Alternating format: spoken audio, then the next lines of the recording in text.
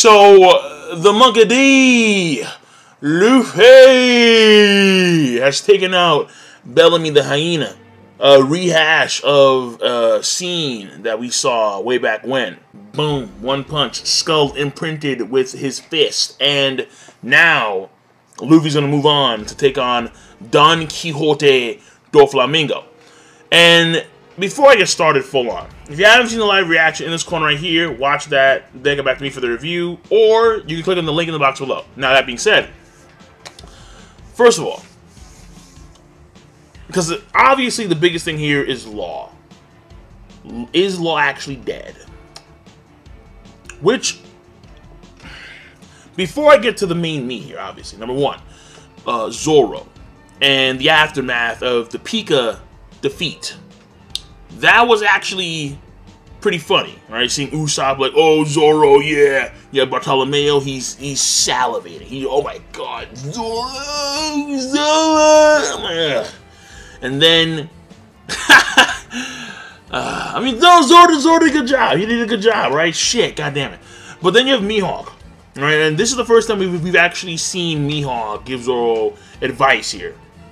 Substantial advice. Apparently Zoro, throughout the entirety of the pre-time skip series, he's gotten like nicks on his sword, and he's always had to, like, take care of them. And you have Mihawk say, well, listen, that's a blemish on your pride. And in order to avoid this, you call your swords on Mihawk. And voila, he did it. And I don't know what they're going to do with that remaining stone statue of Pika. The lower half. I mean, like, all you have is, like, just legs and a Speedo. Like, what the fuck? Like, it's... So, take care of that real quick. But, getting on to the next thing. I don't know what Fujitora floated. Like, they say that... Well, A, most of the civilians had left the city area where Pika was, roaming about. But B, Fujitora levitated something. I don't know what the fuck he levitated. I want to say it's the Pika stuff, but I can't be too sure. So Fujitora did something that was significant, but it was all done off screen. And it's kind of irking me right now because I want to find out what the hell he did, but at this point in time, we have no idea. So, I mean, at least we're going to have to wait 2 weeks to find out. And at most, we're never going to find out.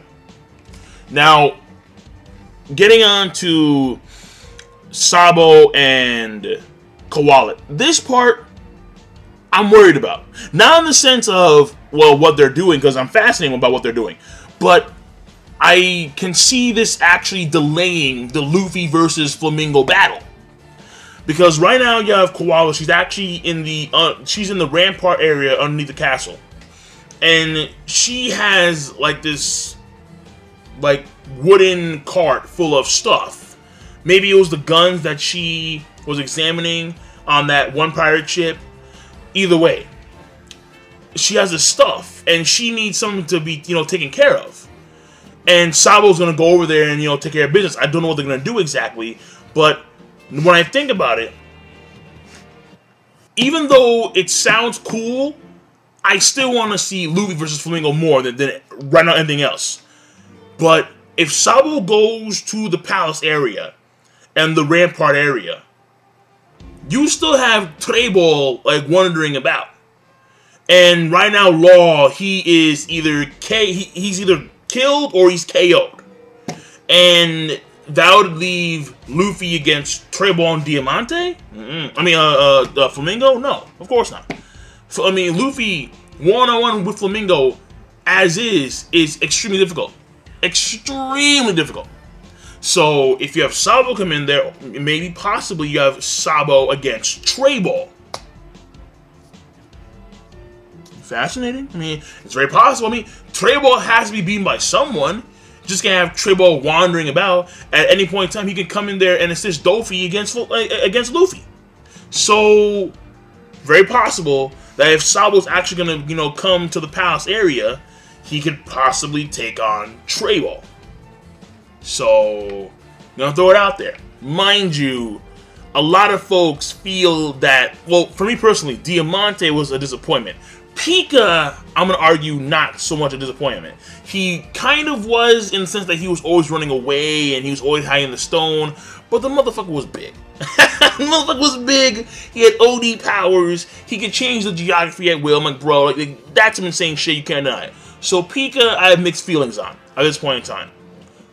Trey Ball, I don't know. I really don't know. Like, Trey Ball, he's pulled some very impressive shit, but overall, I'm kind of like, like, I'm not too sure where I stand on this guy. Like, I need more stuff.